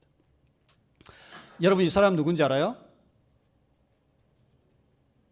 음악에 좀 조예가 있는 분들 알 수 있어요. 조금 세대가 여러분들 조금 높은 세대예요. 아세요? 조용필. 다른 분들은 모르세요? 처음 보는 분이에요? 오직 말씀과 기도 외에는 아무것도 알지 않기로 모두 십자가에 못 박았기 때문에 이해합니다. 조용필 씨. 별명이 뭔지 알아요? 가왕. 가수의 왕이죠. 그죠? 이 사람이 이제 4집을 냈을 적에 비련이라는 노래를 냈어요. 비련. 기도하는 사랑의 노래로. 그렇게 노래 부르면 오빠! 진짜 오빠. 어떤 사람 기절하고 쓰러지고 그랬어요. 비틀즈 노래 부르잖아요, 여러분. 마이클 잭슨 노래 부르잖아요. 내가 진짜 봤는데 막 쓰러지고 막 그러는 거예요. 너무 압도되니까. 조용필 씨 그런 수준인데, 그 당시에 조용필 씨가 저녁에 1시간 노래를 부르면 얼마 받는 줄 아세요? 1억? Too much. 너무 많아. 얼마 같아요? 1,000만 원에서 3천만 원. 1,000만 원에서 3천만 원. 그 정도 받았어요. 그런데 목포에 있는 정신병동에서 연락이 왔어요. 이게 매니저가 실제로 기록한 내용인데, 목포에서 연락이 와가지고, 조용필 씨한테, 혹시 목포에 내려와가지고 정신병동인데 노래를 좀 불러줄 수 있겠느냐라고 이야기합니다. 왜냐하면 8살 때부터 14살 때 될 때까지 소녀가 아무런 정서적인 감정적인 반응이 없었는데, 조용필 씨의 비련이라는 이 노래를 들으면 이 소녀가 반응을 한다라는 거예요. 돈은 얼마든지 줄 수 있으니까 내려와서 우리 딸을 위해서 노래를 해달라 이렇게 하는 거예요. 매니저가 받았어요. 근데 매니저가 생각해볼 때 오늘 저녁에 스케줄이 3개거든. 3개요. 안 된다. 어떻게 그렇게 할 수 있냐. 스케줄이 3개 있다. 못한다. 딱 끊어버렸어. 그런데 조용필 씨가 그걸 듣고 있다가 무슨 내용이냐 이렇게 물어본 거예요. 목포에서 정신병동에서 이렇게 들었더니 정신병동이 발칵 뒤집힌 거지. 소녀가 반응을 하니까. 그래도 가야지. 그런데 여러분, 이 사람이 이제 돈도 많이 벌었지만 심장병이나 사회적으로 기부도 굉장히 많이 했어요. 그래가지고 이제 이분이 이제 목포로 그날 저녁 스케줄 3개를 취소하고 내려간 거예요. 내려가가지고 거기서 이제 소녀를 위해서 비련이라는 노래를 불러주고 CD에 사인을 해서 주고 또 허그도 하고 따뜻거려주고 막 그렇게 했어요. 얼마나 감사하겠습니까? 소녀가 눈물을 흘리면서 카타르시스가 일어나는 거예요. 반응이 일어나는 거죠. 대단해. 진짜 이 마음에 있던 사람을 향한 존중이 느껴지는 사람이에요. 단순히 돈만 버는 그런 사람이 아닌 거지. 그 이제 차를 타고 노는데 부모가 따라 노는 거예요. 헐레벌떡 따라 노면서 잠깐만. 오늘 너무 고맙다고. 얼마를 드리면 되겠느냐 물어보는 거예요. 얼마를 드리면 되겠냐. 여러분이 조용필이다. 얼마를 달라고 했어요? 너무 그러면 또 이상하잖아. 멋있게 안 받는다. 여러분 같으면 어떻게 해야 돼? 돈이 필요 없구나. 여러분 같으면 얼마 달라고 했어요? 솔직히 이야기하세요. 너무 막 그렇게. 얼마? 내 눈을 피하지 말고. 500? 조용필 씨 이렇게 얘기합니다. 따님 눈물이 제 평생에 벌었던 또 앞으로 벌게 될 돈보다 더 비쌉니다. 대가는 대가야. 근데 여러분 생각해 보세요. 근데 이제 이 조용필 씨가 비련이라는 노래를 부르고 그렇게 아름다운 어떤 선물을 선사했지만 참된 위로가 있었느냐? 그걸 생각해 보면 저는 퀘스천 마크예요. 진짜 위로가 있었느냐? 참된 구원이 일어났느냐? 운명의 변화가 일어났느냐? 카타르시스는 있었지만은요, 참된 구원은 나는 조금 아닐 수 있다라고 생각해요. 참된 위로는 아닐 수 있다고 생각해요. 이 사람은 누군지 알아요, 여러분? 혹시 아시는 분 계세요? 기독교 책을 조금 좋아하는 분들은 아실 수 있어요. 혹시 이분 책 읽어본 사람? 부끄러워하지 않아도 돼요. 아직 아무도 없어요? 한번 읽어보세요. 아까 내가 제일 처음에 이야기했던 MJ 드마코 부의 추월 차선 그런 책도 여러분 교양 도서 읽어보세요. 알겠죠? 예, 사서 알라딘에 가서 중고로 사도 돼요. 진짜. 조정민 목사님이죠. IMBC 부사장까지 갔다가 그리고 목사님이 됐죠. 예. 이분이 이제 MBC 앵커도 하고 또 굉장히 이제 그 다음 가는 길이 이제 MBC 사장인데 이분 사모님이 대단하신 분이에요. 홍지혜 사모님이라고 엉뚱한 곳에 가지 않고 말씀을 전하는 그러한 곳으로 갈 수 있도록 새벽마다 기도하고 또 발을 붙들고 그렇게 기도했대요. 그래가지고 이제 한 번은 이제 새벽마다 와이프가 자꾸 사라지는 거야. 어디로 가니 사라져. 이상한 거야, 느낌이. 이 여자가 저기 어디 딴 데로 가나 싶어가지고 따라갔는데 교회를 들어간 거고, 교회를 들어간 거예요. 교회 들어갔는데 그때 그 당시 온누리 교회였거든요. 온누리 교회 들어갔는데 기도하고 뜨겁고 어떤 분은 방언으로 기도하고 이러니까 뭐 이런 곳이 있는가 싶어가지고 일주일을 따라간 거예요. 일주일을 따라갔는데 이분이 은혜를 받아버렸어. 이분이 은혜를 받고 목사가 되겠다라고 그렇게 하고 하영조 목사님이 목사가 되라라고 하면서 성경 공부를 시켰어요. 그러고 나서 2003년도에 고든 코넬에 이제 신학을 공부하러 왔는데 제가 2003년도 그 해에 고든 코넬에 공부를 신학교 그 학교 간 거예요. 저 동기예요. 동기. 만날 수 없는 사람인데 동기야. 그래가지고 이분이 이제 인생은 선물이다 이런 책도 쓰고 Why Pray? 왜 기도하는가 이런 책을 썼어요. 내용이 뭐 이런 일이 있습니다. 왜 많은 그리스도인들이 기도하지 않는 세상 사람보다 더 이기적인가? 왜 교회는 다른 종교보다 더 많은 비난을 받는가? 대체 우리가 무슨 기도를 어떻게 하기에? 이런 물음에서 시작된 저자의 바른 기도에 대한 추구는 현재 예수 그리스도의 이름으로 드려지는 자기중심적 기도를 질책하고 독자들로 하여금 하나님의 마음에 맞는 바른 기도의 세계로 우리를 초청한다. 모든 종교인이 자신의 복을 위한 기도에만 초점을 두고 있다면 어디에 가서 기도를 드린 듯 무엇이 다르겠는가? 그리스도인의 기도의 근거는 나 자신의 욕망이나 바람이 아닌 말씀에 있다. 바른 기도를 드리려면 말씀을 바로 알아야 하고 말씀을 통해 하나님이 원하시는 기도가 무엇인지 깨달아야 한다. 저자는 하나님이 원하시는 기도는 자신의 뜻을 이루는 기도가 아니라 자신의 뜻을 꺾는 기도요. 십자가와 구원과 하나님 나라를 위한 기도라고 말한다. 이분이 전 세계를 다니면서 복음을 전하고 있어요. 그리고 베이직 교회라는 교회를 개척해서 교회를 하고 있는데 3년쯤인가 그때에 1,500명이 모였어요. 1,500명이었어요. 그런데 이제 이분이 복음을 전하는 그 곳에 갈 때마다요 구원의 역사가 일어나는 거예요. 참된 위로가 일어나고 있다는 것을 보게 되죠. 그래서 우리의 위로의 근원은 어디에 있느냐? 하나님의 임재하심과 하나님의 구원이 우리 속에 있을 적에 그것이 진정한 위로다라는 것을 이야기합니다. 자, 그런데 이제 이사야 40장으로 한번 가보면요. 이 위로의 패턴, 위로의 내용이 더욱더 구체적으로 발전한다라는 것을 보게 됩니다. 이사야 40장 1절 2절 말씀의 시작은요. 너희는 위로하라, 내 백성을 위로하라. 정말 어마어마한 말씀이죠. 하나님께서 하나님의 백성들과 선지자와 하나님의 천상의 사람들에게 내 백성을 위로하라라는 말씀으로 말씀을 시작하고 있는 거예요. 우리 다 같이 한번 1절 2절 다 같이 한번 읽어보도록 하겠습니다. 시작.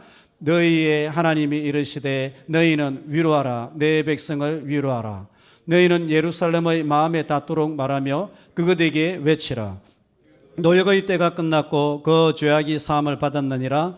그의 모든 죄로 말미암아 여호와의 손에서 벌을 배나 받았느니라 하시니라. 예. 여러분, 하나님이 어떤 하나님이시냐? 하나님은 어떤 하나님이시냐? 우리는 정말 어떤 분은 하나님을 오해하기도 하고 하나님은 무서운 하나님, 진노의 하나님이라고 생각하는데요. 정말 그건 오해예요. 하나님이 지금 뭐라고 이야기하시느냐? 너희의 하나님이 이르시되 너희는 위로하라, 내 백성을 위로하라. 하나님은 위로의 하나님이세요. 하나님은 위로의 하나님. 이 시대적 상황이 어떤 시대냐? 이스라엘 백성들이 포로 가운데 있을 때예요. 포로 가운데 있는 그 사람들, 이 포로라는 것은 단순한 포로가 아니라 물리적인 아픔과 고난과 괴로움과 채찍질 속에 있는 그 괴로운 상황 속에 있는 사람들을 향해서 하나님께서 위로하라, 내 백성을 위로하라 라고 말씀하시는 것이고, 한 가지 더 나아가서는요, 영적인 상황 속에서도요, 하나님이 포로 가운데, 영적인 포로 가운데 있는 그 백성들을 향하여서도요, 위로하라, 내 백성을 위로하라, 두 가지 말씀 다 위로하고 이야기하고 있는 거예요. 그러면 이 본문에서 무엇이 위로인가? 무엇이 위로인가? 위로의 근원은 무엇인가? 과연 무엇이 위로인가? 첫 번째로는요, 우리가 그러면 위로의 3요소를 여기서 볼 수 있는데요, 이사야 12장에서 나왔던 위로가 그대로 발전하는 것을 보게 됩니다. 먼저는요, 하나님의 구원이에요. 하나님의 구원. 하나님의 구원이 이 본문 속에 어떻게 나타나느냐? 하나님께서 주의 백성들을 구원하시는데 두 가지 구원이 나타납니다, 여러분. 이 이사야 40장 2절에 보면 하나님께서 주의 백성들을 위해서 행하실 두 가지 구원이 무엇인지 한번 찾아보세요, 여러분. 이사야 40장 2절에 하나님께서 주의 백성들을 위해서 성취하실 두 가지 구원이 무엇인지 한번 보세요. 무엇인 것 같아요? 하나님께서 포로 가운데 있는 그 백성들을 위해서 성취하실 구원, 두 가지 구원이 무엇이겠습니까? 노역의 때가 끝났다. 포로 시절이 끝났다. 이게 물리적인 구원을 이야기하는 거죠. 구원, 구출받는 것. 그 다음에 두 번째 어떤 구원이 있습니까? 죄악이 사함을 받았다. 영적인 구원을 이야기하고 있죠. 그래서 이렇게 이야기할 수 있습니다. 위로는요, 먼저는 죄 사함 받는 거기에서 위로가 일어난다. 영적인 구원이고, 그 다음에 하나님의 구원은 우리의 삶의 물리적인 구원도 이루시는, 바벨론 포로에서 해방받는 것을 이야기하고 있는 것이죠. 그래서 우리의 삶 속에서요, 바벨론 포로 시절과 같은 그러한 삶의 고난들이 누구나 한 번쯤은 찾아오고요, 여러분들은 안 찾아왔는지 모르겠지만 언젠가는 또 찾아올 수도 있고 그래요. 억울한 일을 당할 수도 있고요, 또 사고를 당할 수도 있고요, 또 관계의 괴로움을 당할 수도 있고요, 또 많은 일들이 찾아올 수 있어요. 그런데 거기에서 하나님은요, 바벨론 포로에서 너희들을 구원할 것이다라고 이야기합니다. 하나님 그런 구원의 하나님이시다라고. 그리고 영적으로도 죄악의 사함을 이루실 것이다라고 이야기합니다. 그래서 이사야 전체 말씀에서 이 죄 사함을 받는 것은요, 메시아를 통하여서 이루시고, 또한 바벨론 포로에서 구원받는 것은 고레스 대왕을 통하여서 하나님께서 성취하십니다. 여기서 이제 구원이 더욱더 구체적으로 나타나는 거죠. 아, 하나님은 우리를 죄에서 구원하심으로 우리를 자유케 하시고 위로하시는구나. 그죠? 그래서 하나님의 구원은 죄 사함을 받게 되는 영적 구원과 포로 생활에서 노임받는 현실 삶의 구원을 통하여서요, 그것을 약속하심으로, 그리고 그 약속을 성취하심으로 우리를 위로하시는 하나님이시다 라고 이야기했습니다. 자, 두 번째 하나님의 위로의 요소는 뭐냐면요, 하나님의 나아오심이에요. 이 위로를 이루기 위해서, 이 구원을 이루기 위해서 하나님께서 가만 저 멀리 계신 것이 아니라 이사야 40장 3절, 4절, 5절, 그 다음에 9절, 10절, 11절 보면요, 계속해서 무엇을 이야기하고 있느냐면 하나님께서 포로 가운데 있는 그 백성들을 홀로 두지 아니하시고 계속해서 그들에게 나아오신다라고 이야기합니다. 자, 9절, 10절 한번 볼까요, 여러분? 제가 한번 읽어보겠습니다. 아름다운 소식을 시온에 전하는 자여, 너는 높은 산에 오르라. 아름다운 소식을 예루살렘에 전하는 자여, 너는 힘써 소리를 높이라. 두려워하지 말고 소리를 높여 유다의 성읍들에게 이르기를 너희의 하나님을 보라 하라. 보라, 주 여호와께서 장차 강한 자로 임하실 것이요, 하나님께서 강하신 자로 임하실 것이다.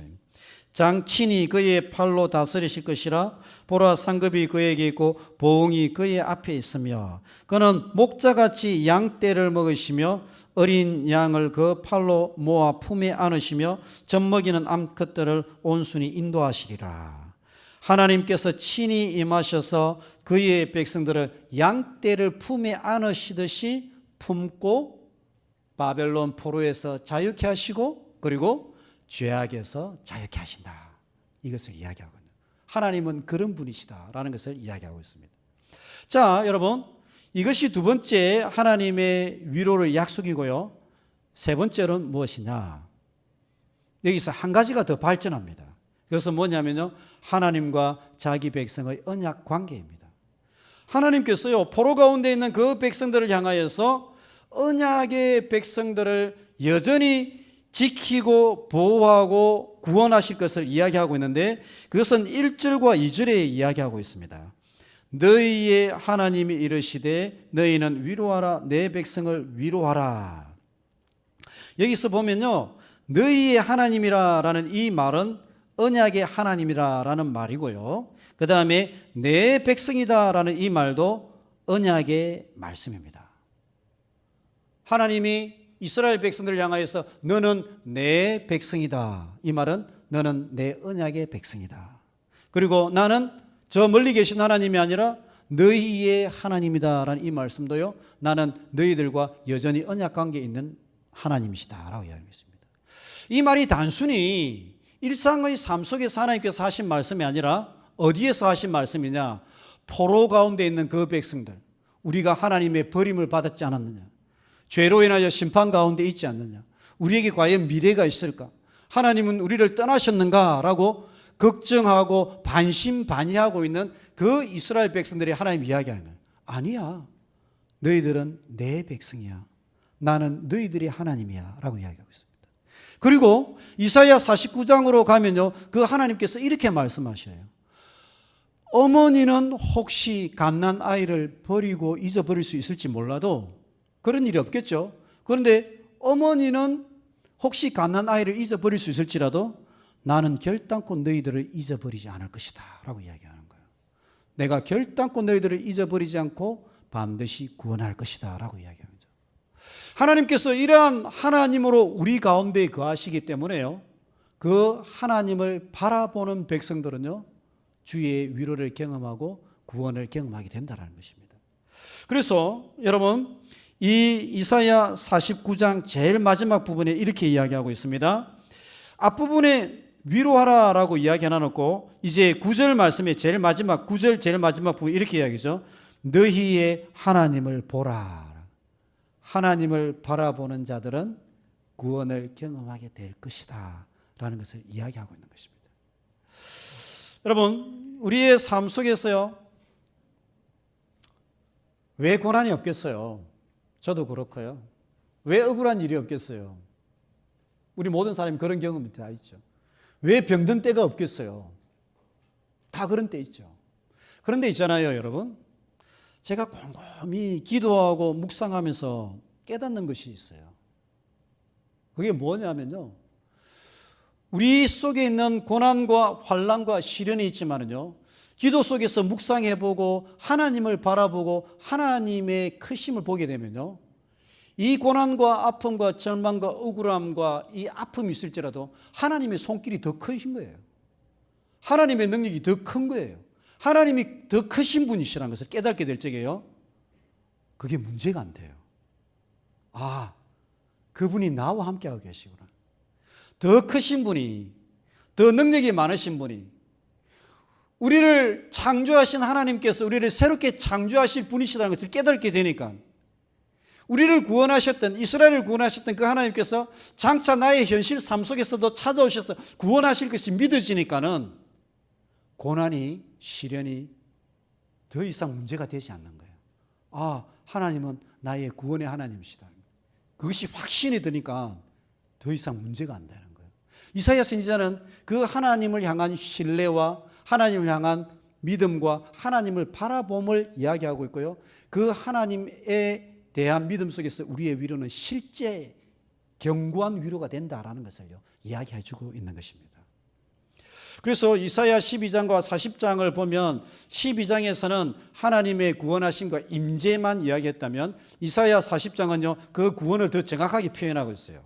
그 구원은 죄사함과 포로에서의 해방이다라고 이야기하는 거죠. 우리의 삶에도 그렇다는 거죠. 그리고 하나님의 임재와 언약을 이야기하고 있어요. 우리가 하나님 언약 백성이다. 그러니 흔들리지 말아라라고 이야기하고 있는 것이죠. 이것이 우리의 위로다라고 이야기합니다. 이 위로의 요소가요, 이제 이사야 전체에서 계속 나와요. 우리의 위로는 세 가지에 근거하고 있다라고 이야기합니다. 하나님의 구원하심, 하나님의 임재하심, 그리고 하나님과의 언약 관계, 이 세 가지 요소에 근거하여서요, 우리의 위로는 흔들리지 아니하는 위로가 된다. 견고한 위로가 된다.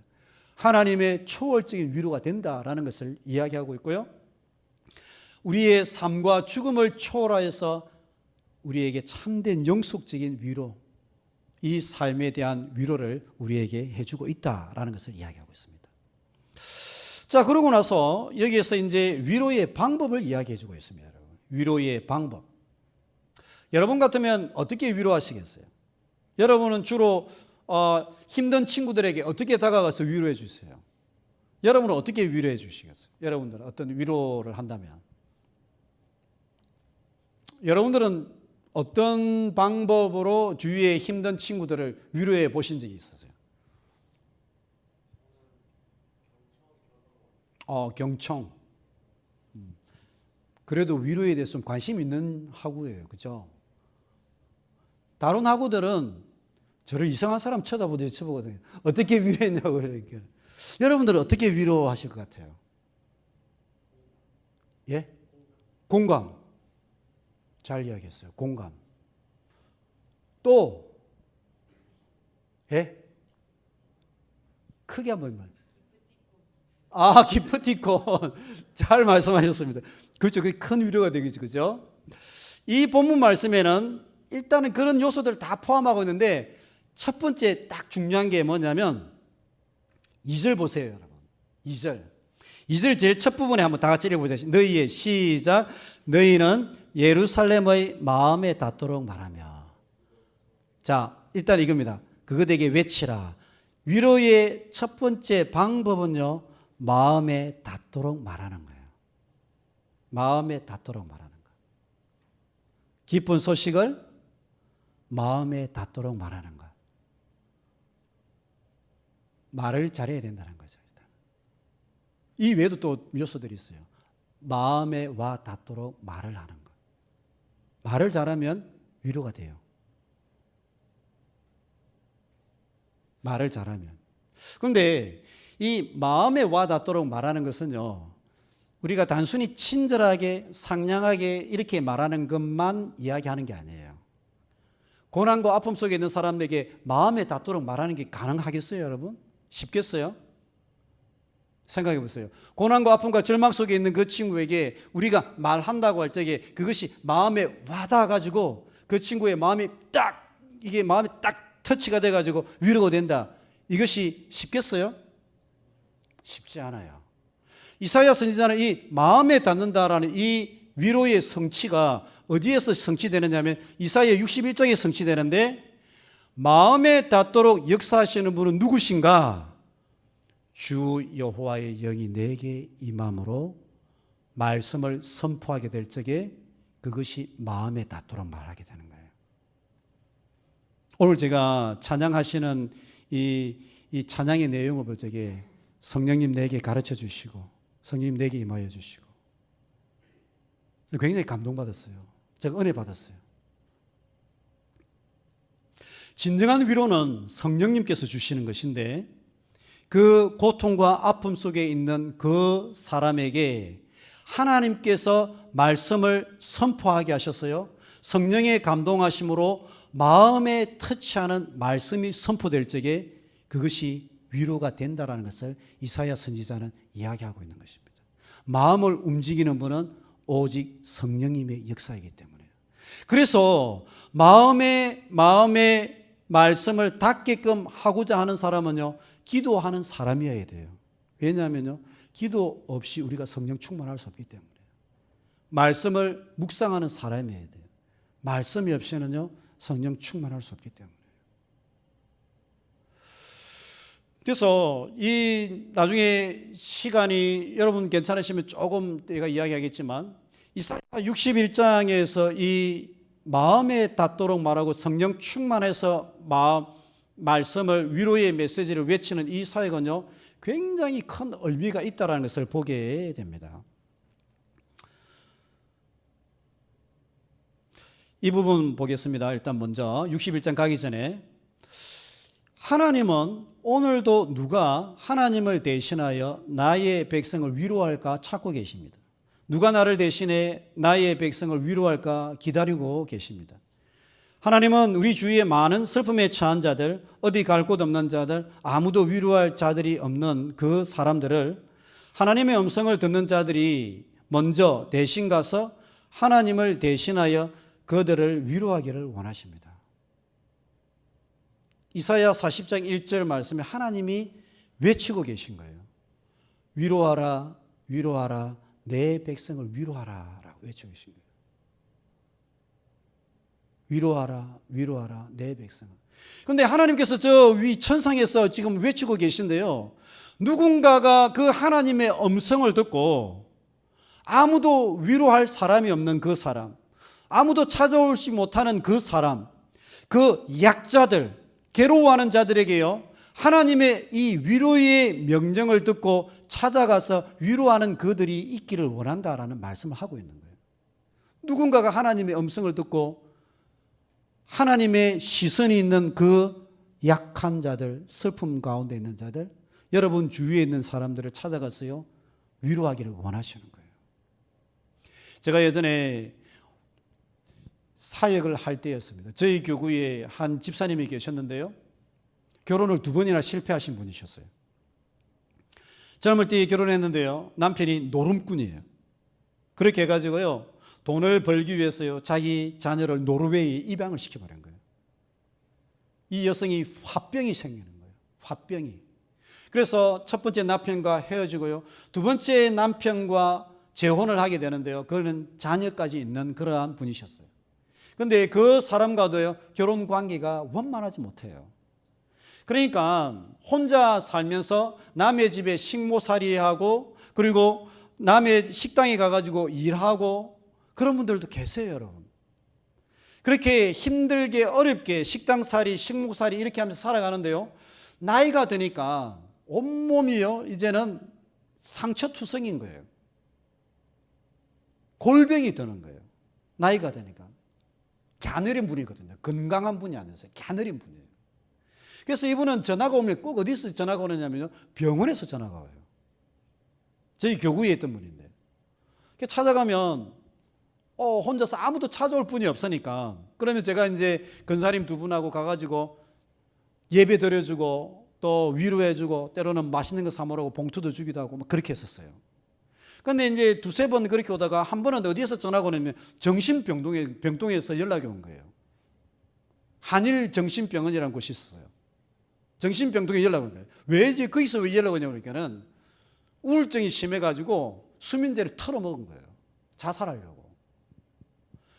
와, 저희들 놀래가지고 찾아갔어요. 그러니까 연거푸하는 말이 뭐냐면 자기는 살 이유가 없다라는 거예요.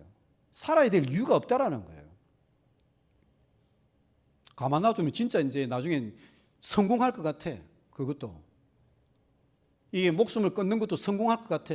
그래서 안 되겠다고 저희들이 예배 드려주고 그래도 살아야 되지 않겠냐고 그렇게 따돌리면서요. 다른 곳에 이제 외지에 신방을 나가거나 어디에 이제 예배를 드리고 가면 그분을 일부러 불러서 같이 가는 거예요. 혼자 있으면 위험하니까는.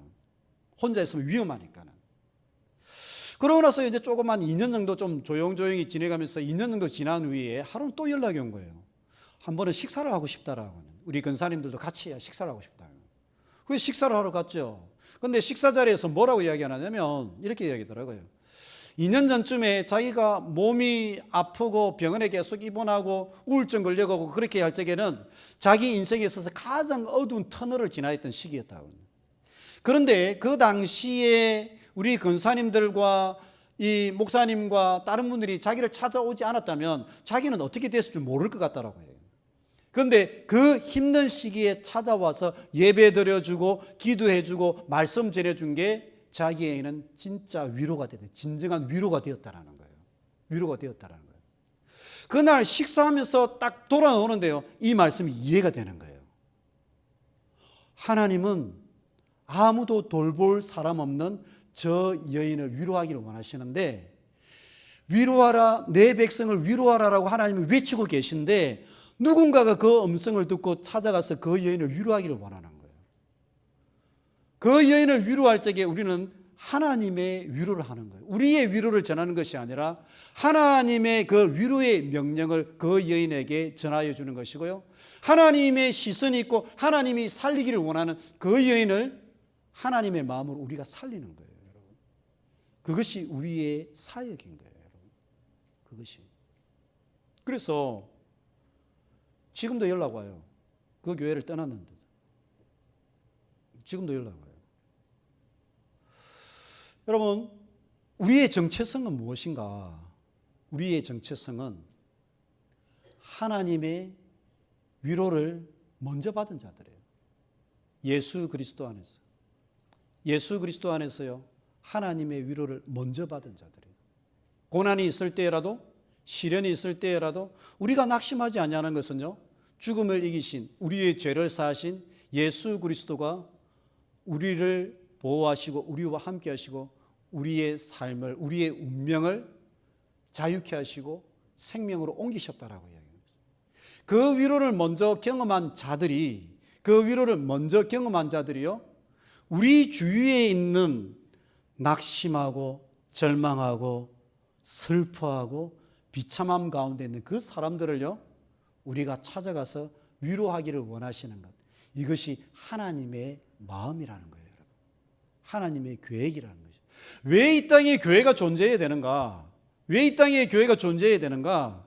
그것은요, 하나님의 위로를 이 사회 가운데에 엄지에 있는 그 사람들, 아무도 찾아갈 곳 없는 그 사람들 향하여서요, 하나님의 위로를 실천하기 위해서 이 땅에 하나님 교회를 두시는 거예요.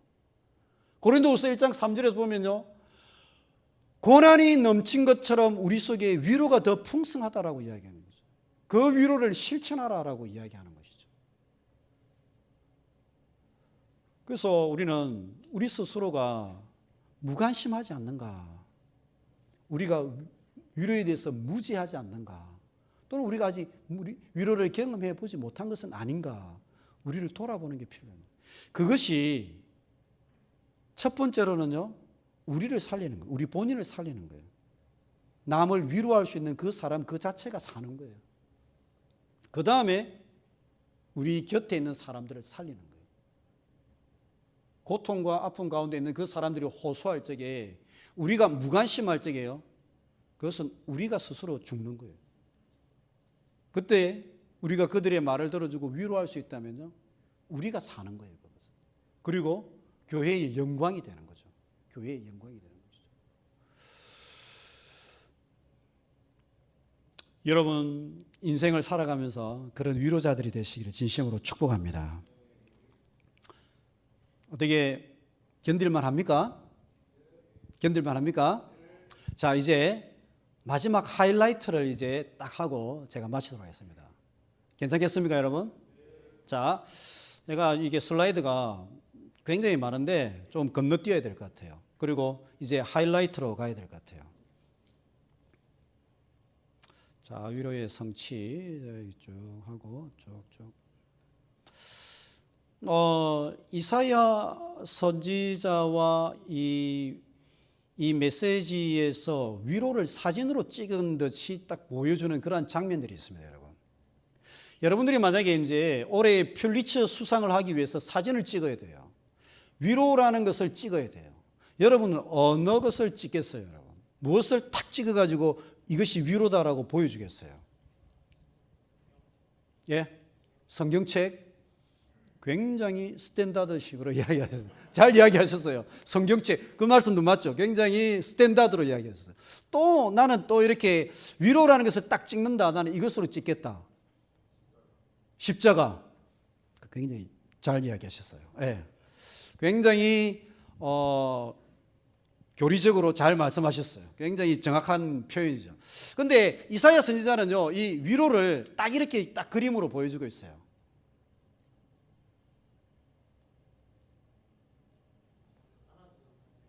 안아주는 사진 훌륭합니다.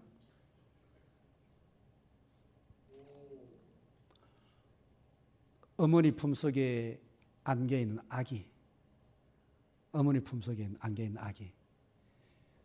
위로라는 것은 어머니 품 안에서 아이가 경험하는 그 안정감, 평안, 안도, 또 생명, 이것이 위로다라고 이야기하는 거예요. 이것이 위로다. 그래서 이제 이사야 40장 9절에 보면 너희 하나님을 바라보라라고 해요. 우리의 현실이 어떻든 포로 시절이 있을 수 있든 고난이 있든 하나님을 바라보라.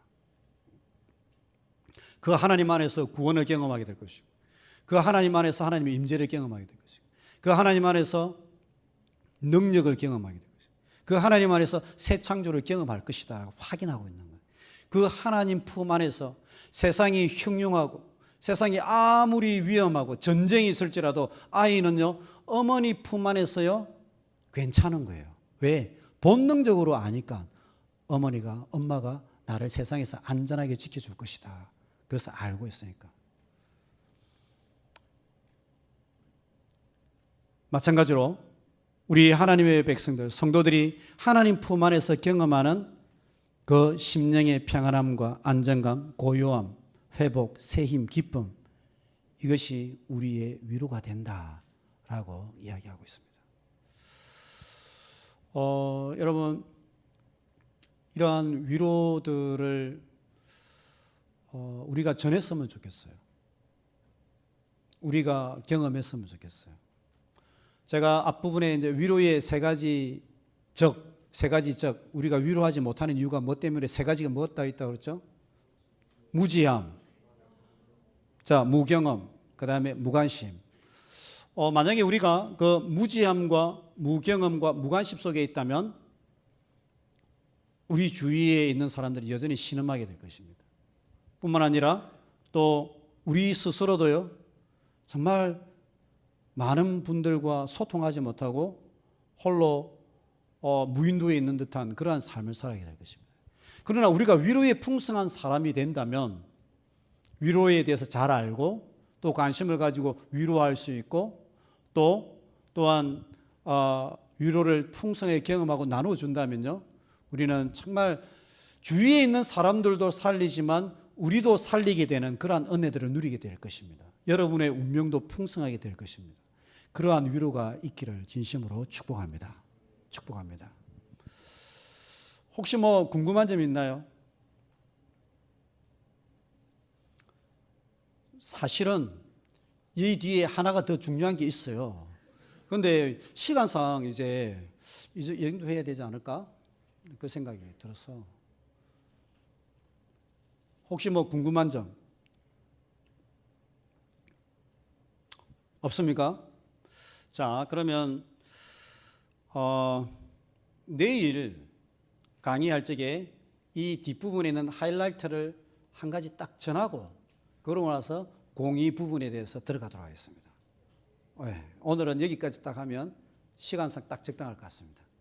자, 한번 다 같이 기도합시다. 다 같이 한번 기도하겠습니다.